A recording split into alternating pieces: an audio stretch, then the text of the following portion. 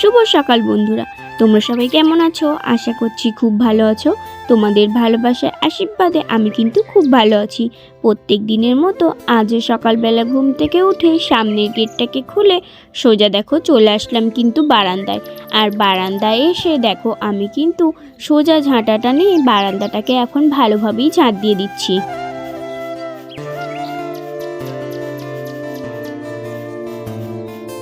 প্রত্যেক দিনেরই কাজ সকালবেলা ঘুম থেকে উঠেই বাসি ঘর বারান্দা ঝাঁট দেওয়া, তাই আমিও দেখো প্রত্যেক দিনের মতো আজকেও কিন্তু ঝাঁট দিয়ে নিচ্ছি। আর এদিকে দেখো রকি আজকে কি অবস্থা করেছে মাটি খুঁড়ে। আর কালকে যেহেতু বৃহস্পতিবার ছিল, কালকে আলপনা দিয়েছিলাম, কালকে অতটা ভালো কিন্তু বোঝা যাচ্ছিল না, অল্প অল্প শুকিয়েছিল না। আর আজকে দেখো পুরো শুকিয়ে গেছে, দেখতে কিন্তু খুব সুন্দর লাগছে আমার বারান্দাটা। তোমাদের কেমন লাগছে অবশ্যই কিন্তু কমেন্ট করে জানাবে। আর এদিকে দেখো পুরো বারান্দাটা ঝাঁট দিয়ে আমি কিন্তু নোংরাগুলোকে এক জায়গাতে জড়ো করে নিচ্ছি।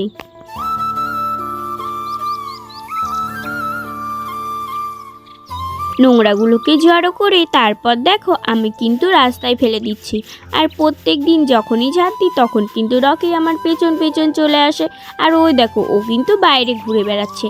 তারপর আমি দেখো সোজা কিন্তু বাইরে বেরিয়ে বাইরের রাস্তাটাকেও একটু ভালোভাবেই ঝাঁট দিয়ে দিচ্ছি। আর ওই দেখো দূরে কিন্তু আর দুটো কুকুরের বাচ্চা আছে, ওটা কিন্তু পাশের বাড়ি ওরা পুষেছে, ওরা দুটো কিন্তু রাস্তায় খেলা করছিল। আর আমাদের রকি আমার সাথে কিন্তু ঘোরাঘুরি করছিল। চলো বন্ধুরা আমি আগে ঝাঁট দিয়ে নিই, তারপর তোমাদের সাথে পরে কথা বলছি।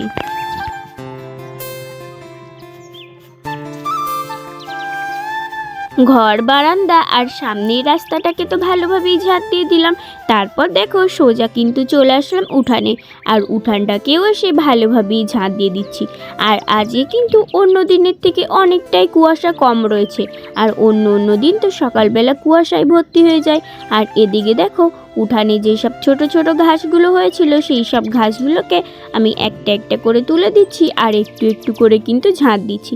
আর এই যে দেখো এখানে দরজার ফাঁকে ফাঁকে ইট দেওয়া আছে না, এইখানটা দিয়ে কিন্তু রকি আমার বেরিয়ে যায়, সেই জন্য এইভাবে কিন্তু ইট দিয়ে রেখেছি।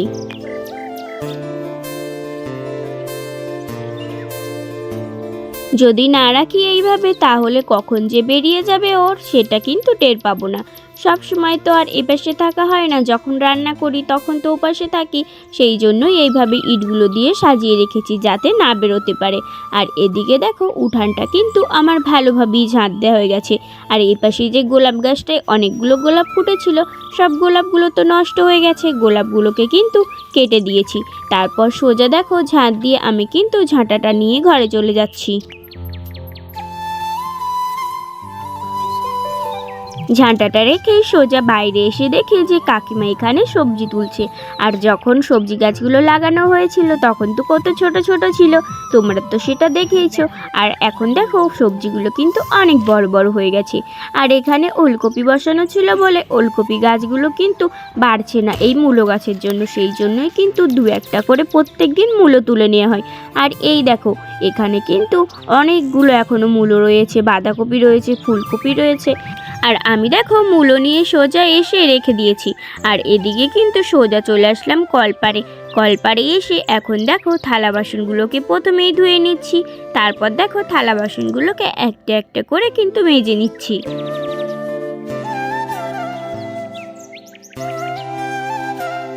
প্রত্যেক দিন কিন্তু সব সংসারেই এই কাজবাজগুলো থাকে, তাই আমিও দেখো প্রত্যেক দিন এই সব কাজগুলোই করি।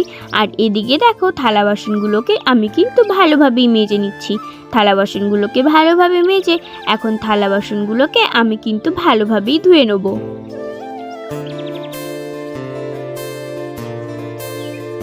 এই থালা বাসনগুলোকে আগে মেজে নিলাম। আর ওই যে হাঁড়ি আর কড়াইটা রেখে দিয়েছি ওটা কিন্তু পরে মাজবো, কারণ কি বলতো ওই যে হাঁড়ি আর কড়াইয়ের পেছনে তো কালি, ওই কালি যদি এখন মাজি তাহলে সব জায়গায় কালি কালি হয়ে যাবে। সেই জন্যই আগে এইসব বাসনগুলোকে মেজে এই বাসনগুলোকে ধুয়ে আগে রেখে দিচ্ছি, তারপরেই কিন্তু হাঁড়ি আর কড়াইটাকে মেজে নেবো। আর এখন দেখো কড়াইটাকে কিন্তু ভালোভাবে কল চেপে ধুয়ে নিলাম।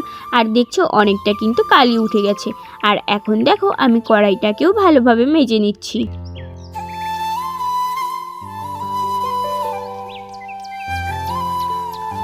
কড়াইটা ভালোভাবে মেজেই রেখে দিয়েছি কলের তলায়, আর এখন হাঁড়িটাকেও কিন্তু ভালোভাবে মেজে নিচ্ছি। আর আজকে কিন্তু প্রচণ্ডই ঠান্ডা ঠান্ডা বাতাস বইছিল, আর প্রচণ্ডই কিন্তু শীত করছিল। আর এত সকালবেলা এই যে এখন হাঁড়ি মাজতে বসেছি, মানে বাসনপত্র মাজতে বসেছি, সোয়েটারটাকে খুলে খুবই কিন্তু ঠান্ডা লাগছিল। আর এদিকে দেখো সব থালা বাসনগুলোও মাজা হয়ে গেছে, আর হাঁড়ি কড়াইটাও কিন্তু মাজা হয়ে গেছে।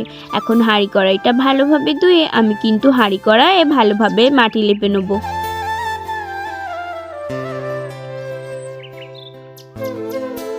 তোমরা কে কে আমার মতো এরকম প্রত্যেক দিন হাঁড়ি কড়াইয়ে মাটি লেপো অবশ্যই কিন্তু কমেন্ট করে জানাবে। আর এইগুলো হচ্ছে লাল মাটি, আর আমাদের এখানে যেই মাটি সেই মাটিগুলো কিন্তু ভালো না, সেই কারণে ওই মাটিগুলো দিয়ে লেপি না। লাল মাটি কিছুটা রেখে দিয়েছি, যখন সবজি গাছের জন্য মাটি নিয়ে আসা হয়েছিল তখন রেখে দিয়েছিলাম। সেই মাটিটাই প্রত্যেক দিন কিন্তু আমি হাঁড়ি কড়াইয়ে লেপি। তারপর সোজা দেখো স্নান করে এসে কিন্তু গোপুসোনাকে আমি সুন্দরভাবে ফুল দিয়ে সাজিয়ে পুজো দিয়ে নিয়েছি। আর গোপুসোনাকে কেমন লাগছে অবশ্যই কিন্তু কমেন্ট করে জানিও। গোপুসোনাকে পুজো দিয়ে সোজা চলে এসেছি রান্নাঘরে রান্না করার জন্য। আর এদিকে দেখো সকালবেলা যে মূলোগুলো তুলেছিলাম সব মূলোগুলোকে আমি কিন্তু দেখো কেটে রেখে দিয়েছিলাম ধুয়ে, আর এখন সেই মূলোটাকে ভেজে নিচ্ছি। আর এদিকে দেখো মূলোতে কিন্তু আমি একটু লবণ আর হলুদ ভালোভাবে দিয়ে মূলোটাকে এখন ভাজা ভাজা করে নিচ্ছি।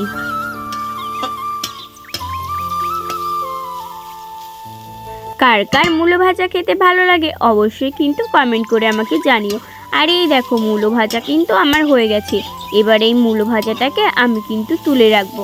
আর এদিকে দেখো ভাত হচ্ছিল, ভাতটা কিন্তু এখনো পর্যন্ত দেখো ফোটেনি। আর এদিকে আমার কিন্তু মূলো ভাজাটা নামিয়ে রেখে সোজা তারপরে কড়াইয়ে দিয়ে দিয়েছিলাম লাউ আর আলু। কালকেও লাউ আর আলু রান্না করেছিলাম, আর আজকেও কিন্তু লাউ আর আলু রান্না করছি। চলো বন্ধুরা আমি ততক্ষণ রান্না করতে লাগি, তারপর তোমাদের সাথে পরে কথা বলছি।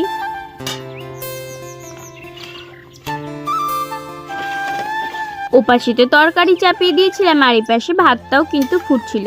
আর এই দেখো তরকারিটাও কিন্তু আমার ভালোভাবেই রান্না করা হয়ে গেছে। আর একটু ফুটিয়ে তারপর কিন্তু তরকারিটাকে আমি নামিয়ে নেব। আর তরকারিতে আজকেও কিন্তু বড়ি দিয়েছিলাম। রান্না বান্না করে তারপর সোজা চলে আসলাম দুপুরে খাওয়া দাওয়া করতে। আর এসে দেখো দুজনে মিলে কিন্তু আমরা বসে পড়েছি খাওয়া দাওয়া করতে। আর প্রথমে কিন্তু মূলো ভাজাটা দিয়ে খাচ্ছিলাম, আর বাটিতে দেখো তরকারি নিয়ে বসে গেছি। মূলো ভাজা দিয়ে খেয়ে তারপর কিন্তু তরকারি দিয়ে খাবো।